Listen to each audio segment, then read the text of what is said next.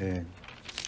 예, 이제 야곱의 이제 그 중심이 되는 이야기가 이제 곧 그의 자녀들의 이야기로 넘어가기 직전인데요. 그래서 이제 오늘 35장, 36장은 이제 여러 가지 이제 그 짤막짤막한 스토리들이 이렇게 묶여져 있습니다. 그래서 어떤 트랜지션을 보여주고요. 그래서 많은 죽음이 나오죠, 그죠? 몇 명이 죽습니까? 첫 번째 나온 사람이 그 전에 리브가의 유모 드보라라는 사람이 8절에서 먼저 돌아가셨고, 그 다음에 라헬이, 그 다음에는 아버지 이삭이 돌아가셨어요, 그죠? 예. 그런 중에 또 새로운 생명이 탄생했습니다. 누가 탄생했습니까? 베냐민이 탄생했습니다. 네, 그렇게 죽음도 있지만 또 새 생명이 또 이렇게 태어나는 그런 슬픔과 기쁨이 또 교차하는 그런 중에 이제 야곱의 그 12아들이 이제 드디어 이제 다 이제 완성이 된, 그래서 이야기가 나오고, 놀랍게도 또 그 장례식 때, 아버지 장례식 때 에서도 함께 그 자리에 있었고, 이름의 순서가 야곱과 에서가 아니고 에서와 야곱이에요, 그죠? 그러면서 여전히 그 하나님의 약속은 야곱을 통해서 진행이 되지만, 그 에서도 성경은 무시하지 않습니다, 그죠? 거절하지 않아요. 그리고 그 야곱 때의 이야기 스토리의 결론이 그냥 그러고 나서 그냥 요셉으로 넘어가도 될 것 같은데, 그 안에 36장의 에서의 족보가 또 끼어 있습니다. 참 그걸 보면 이 창세기는 굉장히 큰 스토리를 얘기하는 걸 알 수가 있습니다. 그렇죠? 그래서 하나님의 약속의 라인만 초점을 맞춰서 보면은 에서의 이야기나 그동안에도 봐도 에서랑의 관계에서 보면은 오히려 에서가 더 통 큰 사람으로 나오는 경우도 많이 나오고, 그리고 오늘도 보면 36장에 결국은 에서의 족보도 또 나오면서 굉장히 그 하나님의 약속은 야곱을 통해서 진행이 되지만, 그래도 하나님의 어떤 전체적인 그 섭리 속에 에서의 위치도 여전히 있는 것을 계속 확인하고 있습니다. 그래서 그런지 이 창세기의 이 메시지는 크리스천들에게도, 또 유대인들에게도, 또 모슬렘 사람들에게도 이게 창세기는 다 이게 그 사랑을 받는 스토리인 거예요. 그래서 사실 그렇게 보면은 하나님의 스토리가 나중에 예수님도, 그죠? 내가 이 우리 안에 있지 않는 양들을 그들을 다시 데리고 오기 위해서 내가 애를 쓴다, 그런 말씀 하시잖아요, 요한복음 10장에. 그래서 굉장히 하나님의 그 스토리가 굉장히 결국은 정말 하나님은 유대인의 하나님만이 아니시고 이방인의 하나님도 되시죠. 그것을 우리가 생각하면서 정말 이 하나님의 그 큰 스토리 안에 이 약속의 라인에 있는 이 커뮤니티, 믿음의 공동체를 이해해야 되고, 교회를 이해해야 되고, 그래서 지난주부터 말씀드린 대로 이제 그 전까지는 경험하지 못했던 이제 정착의 문제 속에서, 이 약속의 땅, 가나안 땅인데 거기에 가나안 족속들이 살고 있는 가운데서 어떻게 거기서 정착을 하느냐, 이 문제가 굉장히 중요하다. 그래서 지난주에는 야곱도 실패했고, 야곱은 어떤 실패를 했습니까? 두려워했어요, 그죠?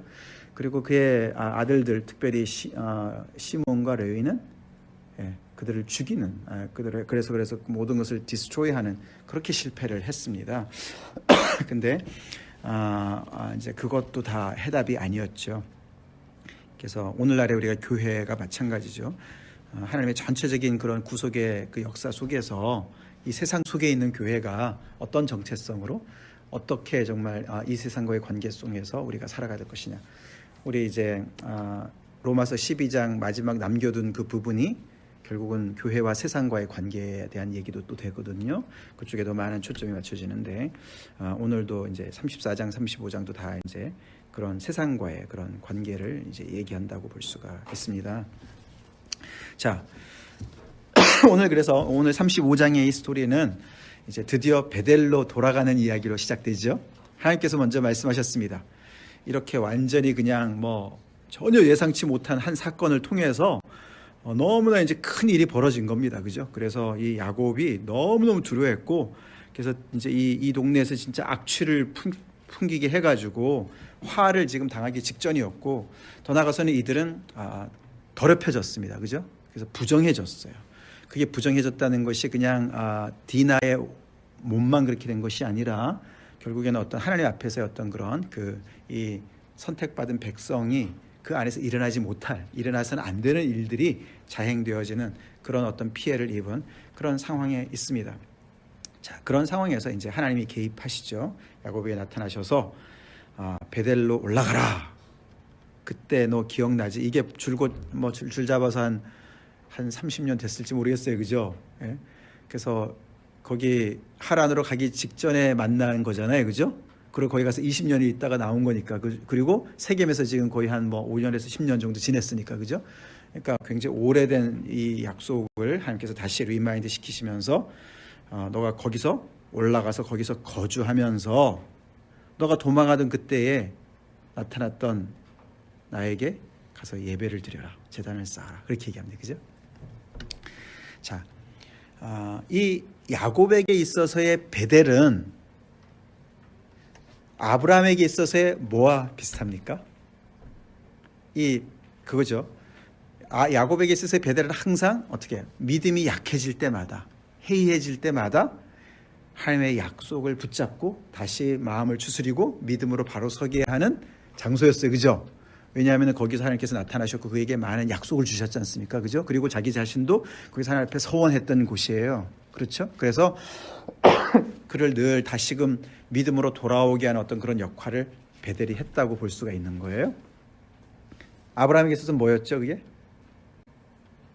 아들을 약속해 주신 거죠. 이삭을 약속해 주신 거잖아요. 그 약속을 어떻게 해요? 결국은 25년간, 그죠? 계속 처음에 부르셨을 때는 이제 큰 민족의 약속을 해주셨지만 그 다음에 아들을 얘기는 그 뒤에 나오지만 결국은 큰 민족이라는 것은 그 몸에서 날 자를 얘기한 거니까 결국은 그 약속을 항상 이 아브라함이 흉년이 들었거나 어떤 여러 가지 어려움이 있었을 때 하나님의 약속이 희미해졌을 때 다시 헤매고 이러다가도 다시 하나님께서 약속의 약속의 장소로 끌고 갔던 게 아들에 대한 약속이었습니다. 이삭의 출생이 그에게 있어서 아브라함의 믿음을 잡는 것이었습니다. 다시 잡게. 그게 이제 야곱에게 있어서는 베델이었어요. 우리 각자에게도 그런 것이 있기를 바랍니다. 우리의 믿음이 약해질 때마다 우리가 나에게 개인적으로 주셨던 하나님의 약속, 그 약속, 아니면 내가 하나님을 뜨겁게 만났던 그 장소, 그런 것이 우리를 계속 다시 끌고 가고, 그래서 정말 주변의 상황들이 너무너무 복잡해지고 이건 아닌데 이게 뭐가 잘못된 거야 이럴 때마다 우리를 다시금 바로 세우고 우리가 다시 돌아갈 그 장소가 바로 베델인 곳이에요. 자, 그래서 이제 그런 말씀을 하신 것을 따라서 야곱이 모든 자기 가족들한테 얘기를 합니다. 그래서 결국은 그들이 하는 것이 뭡니까? 정결 예식이에요. 정결 예식. 그래서 35장은 34장과 짝이 됩니다. 왜냐하면 34장에서 더러워졌으니까, 더럽혀졌으니까, 부정해졌으니까. 그죠? 지금 그래서 그들이 하나님 앞에 가기 전에 그들은 정결하게 합니다. 자기 자신들을 정결케 하는데 어떤 과정을 거칩니까? 자, 이방 신상을 버리라 그럽니다. 그죠? 이방 신상을 버리고 자신을 정결케 하고 그러면서 의복을 바꾸어 입으라 이렇게 얘기합니다. 그죠? 그러니까 그 4절에 보면은 그들이 자기 손에 있는 모든 이방 신상들과 자기 귀에 있는 귀고리들을 야곱에게 다 빼가지고 줬어요. 그죠? 귀고리들이 있었어요. 이 귀고리들이 그냥 장신구가 아닙니다. 이게 뭐겠어요? 노예는 아니고 부적이에요. 부적. charms예요. 부적. 미신 같은 거예요. 그래서 이런 걸 하면은 이제 그게 이제 결국 뭘 것 같습니까? 그게 그 지역의 문화인 거예요.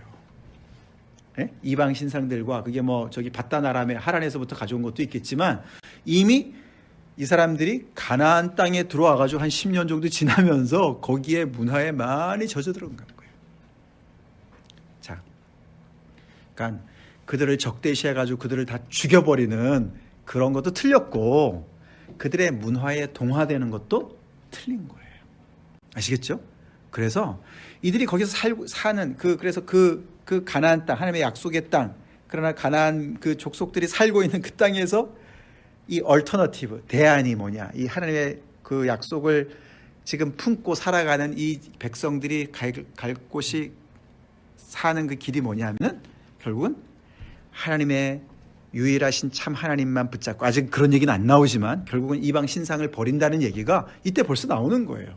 오직 하나님 한 분만을 섬기고 그 하나님 앞에서만 충성을 맹세하고 이방 신상들 다 제거하고, 그렇죠? 그리고 의복을 벗는다는 얘기 뭐죠? 그것도 다 뭐죠? 그것도 다 결국은 새롭게 자신을 정결케 한다는 얘기예요. 아시겠죠? 그래서 이들이 그 땅에서 살아가는 그 얼터너티브가 결국 뭐냐면은 그 믿음을 faithfully 지키면서 자신을 정결케 함으로 이 세상 문화에 거기에 젖지 않고 오직 하나님만을 바라는 그것을 얘기하는 거예요. 자, 그러면서 그들이 정결 예식을 하는 겁니다. 정결 예식. 참 이게 어려운 거죠. 그 속에 있지만 그들에게 속하지 않은, 그래서 그들은 그 가나안 땅에 살면서도 굉장히 구별된, 유별난 삶을 사는 거예요. 그래서 그들과 동화되었던 모든 그런 장신구들을 다 제거하고 의복을 벗어버리고 새로운 것을 갈아입었다. 그리고 이방의 그런 모든 신상들을 버렸다. 자신을 정결케 했다. 이게 우리 그리스도인들과 연결하면 뭐랑 연결이 될 것 같습니까? 무슨 예식과? 침례 예식과, 세례 침례 예식과 관계가 되죠? 침례교회. 자, 그래서 이게 이제 그 의복을 바꿔 입는다, 이런 말들이 침례 예식과 굉장히 연결되어 있죠. 예를 들어서 에베소서 4장 22절 25절 누가 읽어주세요. 에베소서 4장 22절부터 25절. 22절에서 25절. 네. 너희는 유혹의 욕심을 따라 썩어져가는 고집을 따르는 옛사람을 벗어버리고 오직 너희의 심령이 새롭게 되어 하나님을 따라 의와 진리의 거룩함으로 지으심을 받은 새 사람을 입으라. 아멘. 예, 거기에 구습의 것을 벗어버리는 것이 있고 새로운 것을 또 다시 입는, 그죠? 그런 이야기가 나옵니다. 이게 다 여기 오늘 이 의복을 바꿔 입는 것과 정결하는 것과 연결이 되어지죠. 하나 더 찾아보겠습니다. 골로새서 3장 7절 8절 읽어주세요. 3장 7절 8절. 네. 너희도 전에 그 가운데 살 때에는 그 가운데 사용하였으나 이제는 너희가 이 모든 것을 벗어버리라. 곧 분함과 노여움과 악의와 비방과 너희 입에 부끄러운 말이라. 아멘. 아멘. 자, 그러니까 이제 우리가 여기 그 바울이 얘기한 이런 모든 그 크리스천들과 연결되어진 그런 침례 예식 때 이제 주로 이제 많이 이제 읽는 것이요. 그 초대교회도 그랬고, 그게 다 뭡니까? 이제 그래서 벗어버리는 게 뭐죠? 이방 신상이나 이런 것보다도 죄악이죠, 그죠? 우리의 sinfulness, 그죠? 그래서 우리의 모든 옛사람, 우리의 죄를 벗어버리고, 그래서 우리가 침례 예식을 받을 때 우리가 상징적으로 어떻게 합니까? 우리의 옛사람이 죽고, 그죠? 그래서 새로운 주님의 그 네이처를, 성품을 받는다, 새로 입는다, 이렇게 얘기하지 않습니까? 그죠? 그래서 오늘 이 이야기랑 너무나 연결이 많이 되어지죠. 그래서 우리가 이 크리스천들이 이 세상에서 제대로 살아가는 방식이 뭘까? 그래서 우리가 지금까지 좀 정리해 보면은 세상을 적대시하고 모든 것을 다 적으로 간주해가지고 다 어떻게든지 디스트로이 하려고 하는 그런 것도 잘못되었고, 두려워가지고 타협하려고 하는, 아니면 동화되는 것도 잘못되었고, 뭘 해야 됩니까? 우리는 늘 우리 자신을 정결케 하면서 그리스도 안에서의 새로운 정체성을 우리가 늘 그것을 따라서 구별되게, 그죠? 이 땅에서 살아가야 되는 것이 맞는 답이다라고 볼 수가 있겠습니다. 그러면서 볼 때 우리가 정말 우리가 이 세상 가나안의 문화, 그 가나안의 문화, 이 세상의 문화 중에 우리가 벗어버릴 게 뭘까? 그리고 좀 생각을 해봐야 되죠. 우리가 오늘날 크리스천들이 이 세상 문화에 젖어 있는 것들이 뭘까? 굉장히 자본주의 그 어떤 그 물질 문화, 이런 거, 물질 만능주의의 문화. 그래서 뭐 그냥 부를 축적하고, 내가 부자면은 나는 하나님께 축복받았고, 가난한 사람들에게 무관심하고, 이런 것들 버려야 되겠죠. 아멘. 소외된 사람들, 우리가 무관심하고, 이게 점점 우리가 지난주에 말씀에도 우리가 하나님이 그렇게 큰 은혜를 베풀어 주신 것이 결국은 섬기는 자리로 가라 그랬는데 우리는 계속 세상의 것을 따라서 높은 자리로 올라가려고 그러고 성공하려고 그러고 이런 모든 세상의 문화들 우리는 버려야 되겠죠. 벗어버려야 되겠죠. 이제 그렇게 해서 그들이 베델로 올라가는 놀라운 그런 결단을 하고서 이렇게 정결 예식을 하고서 그 모든 것을 세겜 근처 상수리 나무에다 묶어서 떠났다. 그렇게 얘기합니다. 그리고 5절에 보니까 그렇게 떠날 때 하나님께서 놀라운 은혜를 베푸셨죠. 그들은 그것을 디저브하지 않았습니다. 그죠? 그들이 정말 죄값을 치렀다면 말이죠. 여기서 엄청난 정말 피를 흘렸어야 되겠죠. 그죠? 그 디나에 대한 어떤 그런 잘못은 저질렀지만 거의 뭐 한 종족을 그냥 씨를 말리는 이런 엄청난 짓을 했으니까. 근데 하나님께서 그들이 정말 디저브하지 않은 그 은혜를 베푸셔서 그 사람들이 두려워하게 하시고 그들이 떠날 수 있도록 도와주셨습니다. 그래서 가나안 땅 루스라는 베델이라는 곳으로 갔다. 거기 가서 제단을 쌓고 이름을 엘 베델이다. 그래서 베델의 하나님이다. 이렇게 이름을 붙였고 거기 가서 하나님께 제단을 쌓다는 것은 예배를 드렸다는 것이죠. 그리고 이제 9절부터 사실은 하나님께서 나타나신 사건이 나오는데 중요한 얘기들이 나오는데 9절부터 15절 계속 연결이 되는 거였는데 이제 8절에 하나가 딱 들어가 있습니다. 그죠? 갑자기 거기서 그렇게 이제 정말 정결케 하고 거기 가서 하나님께 다시 믿음을 회복하고 너무나 기쁜 일인데 갑자기 이제 이 드보라의 죽음이 끼어 있습니다. 우리 아무도 몰랐어요. 그죠? 리브가의 그 유모가 언제 나타났습니까? 리브가가 그 아브라함의 종이 와가지고 이야기하고 리브가를 데리고 갈 때 그때 유모가 같이 갔다는 얘기가 24장 59절에 나와요. 한번 읽어주시겠습니까? 24장 59절. 그들이 그 노이 리브가와 그의 유모와 아브라함의 종과 그 동행자들을 보내며 네, 거기 유모가 나오죠. 그때 딱 한 번 언급이 된 분인데 그래서 리브가가 떠날 때 유모가 같이 간 거예요. 이삭한테 이제 시집 갈 때. 근데 그 오랜 세월을 리브가랑 같이 있었겠죠, 그죠? 그러다가 언제 여기 지금 이 야곱한테 조인했는지는 성경이 안 나오니까 잘 모르겠어요, 그죠? 근데 그 오랜 세월을 유모로 같이 있었던 거예요. 그 엄마의 유모잖아요, 그죠? 그러니까 거의 할머니 격인 거죠, 그죠?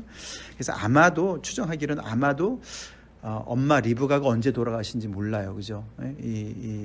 야곱은 근데 리브가가 아마 죽었기 때문에 그 유모가 야곱한테로 가지 않았을까? 그게 바단 아람으로 갔었는지 아니면은 여기 다시 돌아왔을 때 세겜에 있을 때 엄마가 돌아가셔서 야곱한테 갔는지 그건 잘 몰라요.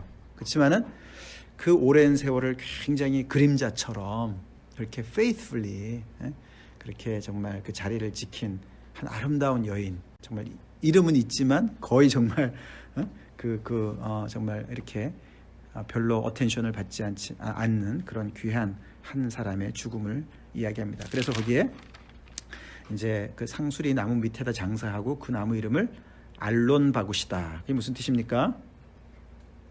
곡함의 상수리다. 예. 그러니까 통곡의 나무라는 뜻이에요.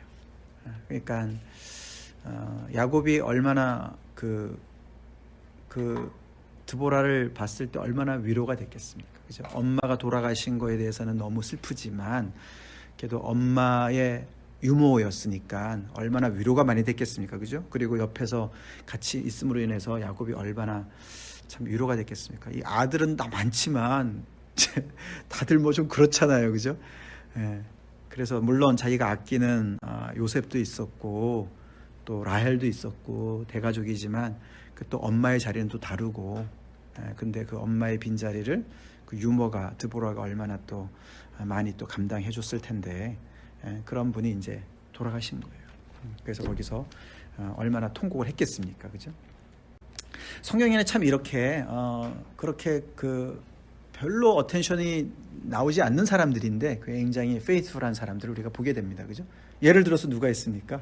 성경에 예를 들어서 예수님의 메시아를 아주 오랫동안 기다렸던 한나라는 할머니, 그죠? 성전에서 늘 기도하시면서 과부가 어려서부터 좀 굉장히 젊었을 때 과부가 됐는데 너무나 오랫동안 그 메시아를 기다렸던 그 한나 할머니, 또는 시므온, 그죠? 선지자 시므온도 이제 이 종을 놓아주시니 감사합니다. 그 뭐 예루살렘에 말이죠, 난지 8일 만에 오는 베이비들을 얼마나 많이 있었겠습니까? 그죠? 할례를 베풀기 위해서, 정결 예식을 위해서.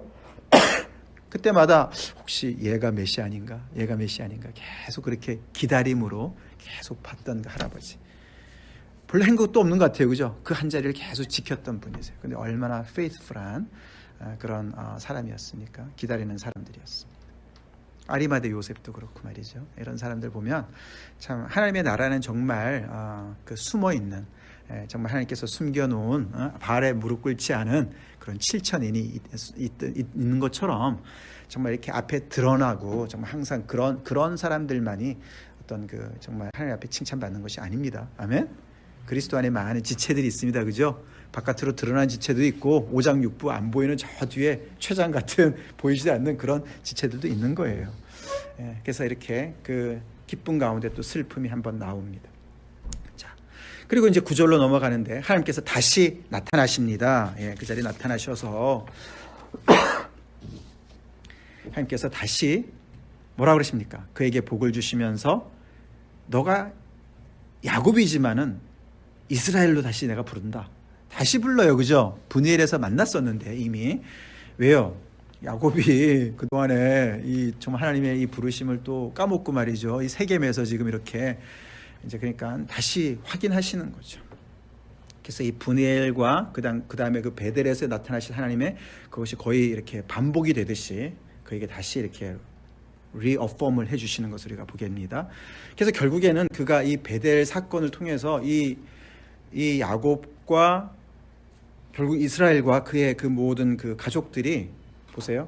자, 이방 신상을 버렸습니다. 그죠? 이방 신상을 버리고 정결케 하고 또 어떻게 했습니까? 그다음에 의복을 갈아입고 그다음에 이름을 다시 하나님께서 다시 계명해 주시고, 그죠? 너는 이스라엘이야 다시 계명해 주시고, 이렇게 완전히 모든 게 새로워지는 사건이 이 베델에서 일어나는 거예요. 그러면서 하나님께서 그렇게 정결하게 된 다음에 다시 11절에 보시면은 땅의 약속, 그리고 그 아브라함과의 맺은 약속, 이삭과의 맺은 약속을 다시 재개하죠. 나는 전능한 하나님이라 생육하고 번성하라. 한 백성과 백성들의 총회가 내게서 나오고 왕들이 내 허리에서 나오리라. 내가 아브라함과 이삭에게 준 땅을 내게 주고 내가 내 후손에게도 그 땅을 주리라. 이렇게 큰 민족에 대한 약속과 땅에 대한 약속을 다시 이렇게 확인해 주시는 것을 우리가 보게 됩니다. 자, 그렇게 이 가나안 땅의 이스라엘 백성들이 시작이 다시 되는 거예요. 이 가나안 문화 속에 새로운 백성이 출현한 거예요. 이스라엘이 출현한 거예요. 그죠? 그래서 그들이 그 처음에 발을 디뎌놨을 때는 세겜에서 좀 헤매고 막 이랬는데 하나님께서 다시 모든 것을 새롭게 하신 후에, 자, 그래서 항상 우리 하나님의 백성들이 이 세상에 살면서 우리가 버려야 될 것은 버려야 됩니다. 아멘? 세상도 취하고 하나님도 취하는 게 절대로 아니에요. 세상의 것들을 버릴 건 버려야 됩니다. 버릴 거 버리고, 그리고 어떻게 해요? 갈아입을 건 갈아입고, 하나님의 우리의 마음을 새롭게 하신, 이름을 새롭게 하신 그런 새로운 정체성을 가지고 그 자리를 지켜나가야 되는 것이죠. 그때 이제 하나님께서 약속을 새롭게 하시면서 여기 보면 이제 하나님께서 그 자리를 이제 떠나시고 거기에서 다시 돌기둥을 세우고 거기서 전제물을 붓고 기름을 붓고 하나님께 예배를 드리는 것으로 이제 이렇게 15절로 끝납니다. 근데 하나님은 아까 우리가 1절에 보면은 거기 가서 거주하라 그랬잖아요. 그죠? 셀을 하라 그랬어요. 근데 또 셀을 안 해요. 그죠? 거기서 또 다시 16절을 보면은 길을 떠나요. 그죠? 왜 그런지 모르겠어요. 거기 허허벌판이었는지. 그래서 에브라시 어디입니까? 19절에 보니까 더 잘 알려진 장소 이름이 베들레헴이에요. 베들레헴. 거기가 베들레헴이 좀 남쪽인데 그리로 내려가는 거예요. 내려가던 길에 자기의 사랑하는 아내 라헬을 잃습니다. 어떻게요? 출산하다가 그죠? 결국은 길에서 출산하다가 난산으로 아내가 죽습니다. 아들을 낳으면서 죽습니다.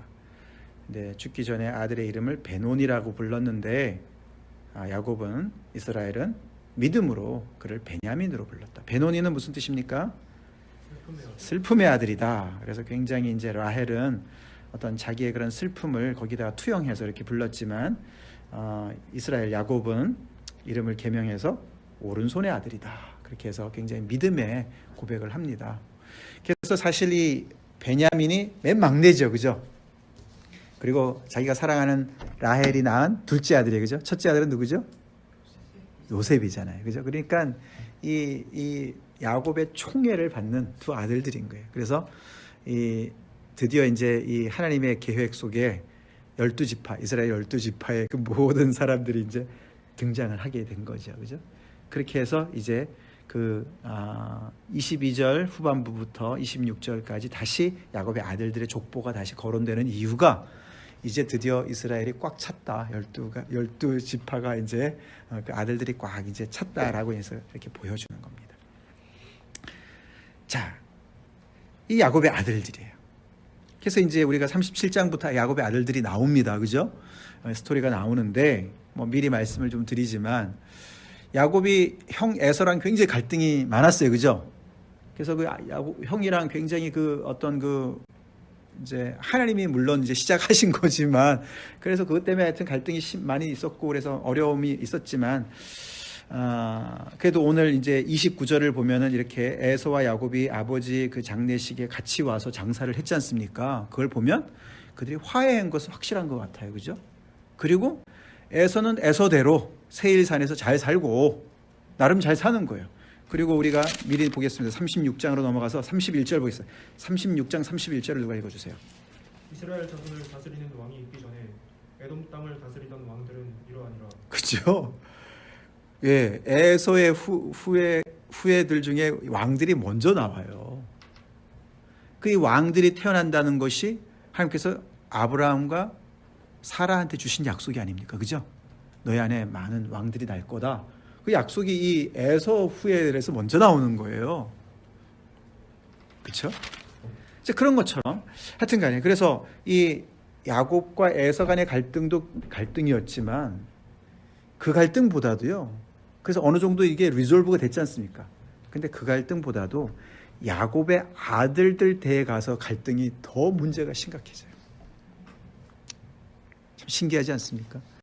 이거는 야곱과 에서에 있어서는 하나님의 약속이 야곱을 통해서 시작이 됐지 않습니까? 근데 이 야곱의 이 자녀들 12 안에서는 이게 하나님의 약속의 자녀들 아닙니까? 그죠?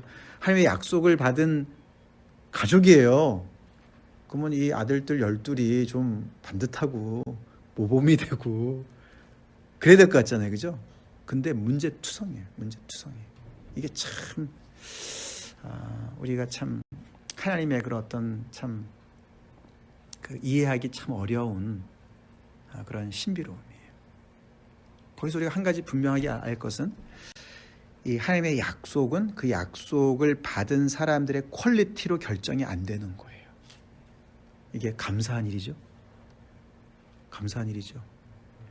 하나님의 약속이 만약에 이 사람들이 어떻게 살아가느냐에 결정이 됐다면 다 실패하죠. 그래서 하나님의 약속이 계속 위협을 받는 거예요. 어떻게 이런 자들이 하나님의 약속을 받을 수 있을까? 그래서 너무너무 이게 특별히 이 앞 위에 네 명, 이 제일 첫 아들부터 네 아들 있잖아요. 누구죠? 루벤, 시므온, 레위, 유다. 우리가 시므온과 레위는 벌써 살펴봤어요. 그죠? 34장에 아주 그냥 너무너무 잔인한 사람들로 나왔어요. 이 유다는 38장에 나와요. 38장에 무슨 일로 나옵니까? 창기인 줄 알고 자기 며느리랑 그래가지고 거기서 애가 나오지 않습니까? 애가 근데 오늘은 또 이제 그 장자 루벤이 또 이게 말도 안 되는 짓을 해요. 또 자기 아버지 소실이랑 그게 첫 번째 내 아들들이에요. 이 12아들들 중에 첫 번째부터 넘버 1부터 넘버 4까지. 그 참 결국은 하나님의 약속이 성취되는 것은 하나님의 성실함 때문입니다. 하나님의 신실하심 때문이에요. 하나님께서 이루시는 거예요. 아멘? 하나님께서 이루시는 거예요. 이렇게 정말로 어디다 내놓기가 참 부끄러운 이런 일인데, 그래서 결국은 우리의 구원 또한 그분의 절대적인 주권과 섭리 가운데서 이루어집니다. 할렐루야. 할렐루야. 물론 우리가 하나님의 은혜로 우리가 변화돼야 되죠. 근데 그게 조건이 아니라서 얼마나 감사한지 모른다 이거죠. 여기서 루벤이 말이죠, 이 아버지 첩 비라와 동침했다는 사건이요, 그냥 어떤 성적인 부도덕만을 얘기하는 것이 아닙니다. 지난주에 그 세겜이 디나를 범한 것이 그냥 강간으로 끝난 것이 아니라 그것이 어떤 그 하나님과의 관계에서 그 백성들에게 굉장히 부정한 짓을 했다라는 것으로 얘기했잖아요, 그죠? 그런 것처럼 여기서도 이런 것이 이게 성적인 부도덕한 죄죠. 근데 이게 훨씬 더 깊은 의미가 있는 게 뭐냐면은 압살롬을 생각해 보시면 알 수 있어요. 압살롬이 반역을 했을 때 그 아히도벨이라는 사람이 있었잖아요. 걔가 그 모사였잖아요. 뭐라 그럽니까? 그 왕 아버지가 이제 도망을 치잖아요. 그죠? 죽을까봐 도망을 쳤습니다. 그래서 이제 그 다윗성에는 아무도 없어요. 그래서 이게 압살롬이랑 그 반역을 일으켰던 그 모든 이제 반역하는 사람들과 아히도벨이 있는데, 거기서 뭐라고 얘기합니까? 이제 아버지 후첩과 동침하라 그래요. 백주 대낮에 위에다가 텐트 치고. 왜 그렇게 하라 그랬습니까? 아버지가 이제는 죽었다. 그걸 보여주라는 거예요. 이제는 당신이 왕이라는 걸 보여주라는 거예요. 이게 그래서 르우벤이요, 이 아버지 첩과 잔다는 얘기 뭐냐면은 아버지는 이제 죽은 목숨이나 다름없고 이제 이 집안의 가장은 납니다. 그거를 선포하는 건 마찬가지예요. 너무너무 못된 짓을 한 거예요. 그게 이제 사사기 때, 우리가 사사기에 자주 반복되는 얘기가 뭐죠? 그때는 이스라엘에 왕이 없으므로 백성들이 자기 소견에 오른 대로 행했다. 이 말이 사사기에 나오잖아요. 이게 결국은 그 얘기예요. 아버지가 결국은 왕의 피규어인데, 이제 다윗과 연결해 볼 때 야곱 이스라엘이 분명히 지금 살아 있는데, 우리 아버지는 죽은 목숨이야. 그러고는 자기가 왕 노릇하는 것처럼. 그러니까 결국은 사사 시대나 똑같은 거예요. 그게 결국은 뭐냐면은 단적으로 이 야곱의 이 1세대가 벌써, 야곱의 아들들이 벌써 가나안의 문화, 왕이 없는 문화 속에, 자기 소견대로 행하는 그 문화 속에 깊이 젖어든 것을 보여주는 거예요. 그만큼 이 약속의 이 공동체가 이 세상에서 살아가는 게 그렇게 어려운 거예요. 이걸 우리가 기억해야 돼요. 근데 이제 이스라엘은, 야곱은 침묵합니다. 듣고 있었다. 여기서 이제 그가 사랑하는 라헬이 죽어서 이제 베들레헴 길에 장사되었다. 이제 거기 19절 조금 올라가서 거기 우리가 이제 오늘 이삭이 죽어서 어디에 장사가 됩니까? 헤브론에 장사가 되죠? 헤브론이 어디입니까? 마므레가 어디입니까? 아브라함이 산 그 굴, 무덤, 막벨라 굴, 장지. 거기에 사라가 묻혔고 아브라함이 묻혔어요, 그죠? 거기에 이삭을 장사 지내는 거예요. 나중에 야곱이 여기 또 장사되어집니다. 그리고 레아도, 퍼스트 와이프도 거기 장사되어집니다. 근데 라헬은 이렇게 베들레헴 길에 가다가 죽어서 왜 거기로 안 갔는지 모르겠어요. 그냥 거기다 장사를 했습니다. 그리고 참 이 본문은 또 야곱이 너무 슬프지 않았겠습니까? 그죠? 근데 그런 감정 얘기는 하나도 없어요. 하나도 없고 슬퍼했겠죠. 그죠? 그런 건 생략하고 21절에 보시면 이스라엘이 다시 길을 떠나, 그리고 journey를 계속합니다. 그러니까 이제 이게 약속을 받은 사람의 어떻게 보면 여정이라고 볼 수가 있어요. 약속을 우리가, 이게 하나님의 약속은 1세대에 이루어지지 않지 않습니까? 그죠? 오랜 세월에 동안. 그래서 약속을 멀리서 바라보고 기뻐하고 죽으면서도 약속을 붙잡고 살 때도 약속을 붙잡고 죽을 때도 약속을 붙잡고 그렇게 해서 계속 그 정말 약속을 따라서 계속 믿음의 여정을 떠나는 어떤 그런 모습을 이렇게 보여줍니다. 그러면서 그 안에 그렇게 지지고 볶는 이야기들이 너무 많은 거예요. 너무나 문제가 많은 이 가족사. 그래서 우리가 이렇게 창세기 같은 거를 이렇게 우리가 공부하면 할수록 어떻게 보면은 참 그 인간사를 더 깊이 이해할 수가 있어요. 그죠? 네, 인간사를 깊이 이해할 수 있어요. 우리가 참 특별히 이 이공계통의 이 머리를 가지고 있는 사람들은 이 복음을 너무 단순화 시켜가지고 이렇게 이런 일들이 벌어지는 거에 대해서 너무 못 참아하고 너무 쉽게 단정하고 판단하고 그러기가 쉽습니다. 근데 하나님의 이 이야기 스토리는요 굉장히 복잡하고요 세상 만사가 다 들어가 있죠. 그죠? 그런 과정 속에서 하나님의 놀라운 그 섭리와 구원의 역사들이 면면이 흐르는 것을 우리는 계속 알아야 되고 계속 우리는 참 겸손해야 되고 어떤 다른 사람을 어떤 가정을 우리가 판단하는 것도 그렇고 말이죠. 어떻게 믿는 집안이 저래? 그렇게 얘기를 쉽게 해서는 안 됩니다. 안 되고요. 그 안에서 하나님의 놀라운 그리고 우리가 언뜻 봤을 때 저 사람 진짜 하나님 믿는 거 맞을까? 우리가 흔히 아는 어떤 그런 신앙의 색깔이 안 보인다고 해가지고 또 그런 판단도 우리가 굉장히 조심하게 해야 돼요. 그렇죠? 우리가 야곱을 여러 번 보지 않았습니까? 그죠? 야곱이 말이죠. 그렇게 헌덧뼈를 맞고서도 딴짓하는 거 보잖아요. 그리고 여기서도 보면 하나님께서 또다시 나타나가지고 넌 야곱이지만은 넌 이스라엘이야. 또다시 얘기해 주시고 그런 하나님의 신실하심과 그런 하나님의 faithfulness 때문에 우리가 조금 하나님의 그 신실하심을 닮아가는 거지. 믿습니까? 하나님이 우리를 붙잡고 있는 거지. 우리가 착각해서는 절대로 안 됩니다.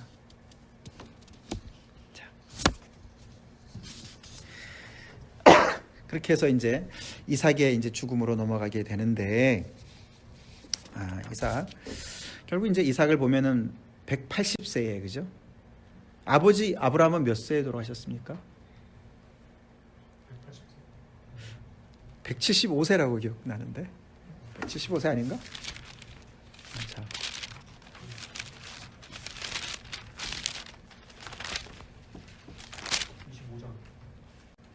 175세입니다. 175세 25장 17절이죠. 그러니까 아버지보다 5년 더 살았습니다. 그죠? 결국은 거기 보면은 뭐 별 얘기는 안 나오지만 29절에 이삭이 나이가 많고 늙어 기운이 다함에 죽어. 그러니까 어떻게 기운이 다해서 죽었다. 그러니까 아버지처럼 그죠? 정말 하나님의 그 약속을 따라서 열심히 믿음 따라서 끝까지 잘 살았다는 것이죠. 그래서 하나님의 축복 가운데 그리고 하나님의 약속을 끝까지 믿고서 이렇게 이삭을 우리가 보게 됩니다. 자, 그러고 나서 이제 아까 말씀드린 대로 이제 에서 이야기가 나오고 36장의 이야기가 나옵니다. 그래서 이제 루터가 이런 말을 합니다. 루터가 그러니까 에서의 후예들이 결국은 모슬렘들이거든요. 요즘에 에서의 후예들은 하나님의 약속에서는 제외되었지만 참여자는 못 되었지만 결국은 하나님의 약속이 바라보는 그 하나님의 긍휼, 그 긍휼의 참여자로는 아직 남아 있었다. 이렇게 표현을 하는 거예요. 이제 그러니까 아까 말씀드린 대로 우리가 요한복음 10장 16절을 찾아 읽어주세요. 요한복음 10장 16절.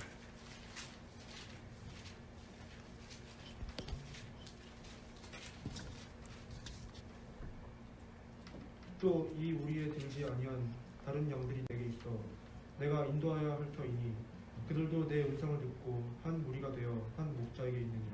네, 여기 보면 이제 이 우리 안에 있는 양이 있고 우리 바깥에 하는 양이 있는 거죠, 그죠? 그래서 예수님께서 그들도 드려야 되고 그들도 정말 그 예수님의 음성을 듣고서 이제 우리 안에 한 목자 아래서 한 우리가 돼야 되는 것을 어떻게 보면은 정말 그 세상의 모든 이방인들, 그죠? 지금으로 하면은 그런 하나님을 아직 모르는, 복음을 모르는 모든 사람들까지도 포함하는 얘기가 되겠죠.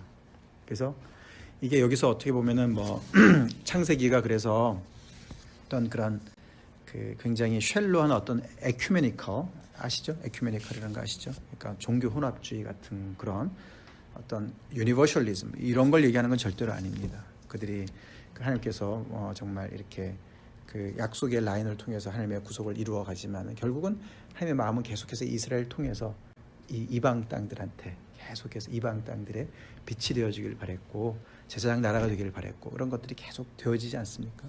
그리고 이제 신명기 같은 데도 보면은 굉장히 이제 이스라엘의 정체성을 강조하기 때문에 이스라엘이 얼마나 그 주변의 그 백성들과 어울리지 말아야 되고 얼마나 거룩함을 지켜야 된다고 얘기하지만서도 여전히 그러면서도 에돔은 너네 형제다 이렇게 얘기를 해요. 그렇기 때문에 이 밸런스를 이 텐션을 우리는 잃지 말아야 돼요. 아멘. 그래서 늘 주님 앞에서 우리의 위치와 우리가 세상과의 위치와 이런 것들을 잘 알고서 이 세상의 그런 모든 인간의 그 함께 더불어 살아가는 그 세상의 컨텍스트 속에서 이 믿음의 공동체가 어떻게 정말 살아가야 될 것이냐. 그러니까 이제 시몬과 레위도 아니고 그 방식도 아니고 르우벤처럼 완전히 동화되어 가지고 그것도 아니고 야곱의 그런 fearful한 어떤 그런 것도 아니고 숨어가지고 그냥 우리끼리 이런 것도 아니고 그러니까 굉장히 예수님께서 다 가르쳐 주셨죠, 그죠? 우리는 세상의 빛으로서 또 세상의 빛과 소금의 역할을 감당함으로써 주님의 복음의 능력을 가지고 정말 사랑으로 정말 악에 지지 말고 선으로 악을 이기는 원수까지 용서하고 사랑하고 그들을 축복하는 어마어마한 그런 크리스천의 그런 그리스도의 그런 사랑의 파워로 이 세상을 살라고 하나님께서 말씀해 주십니다. 아멘.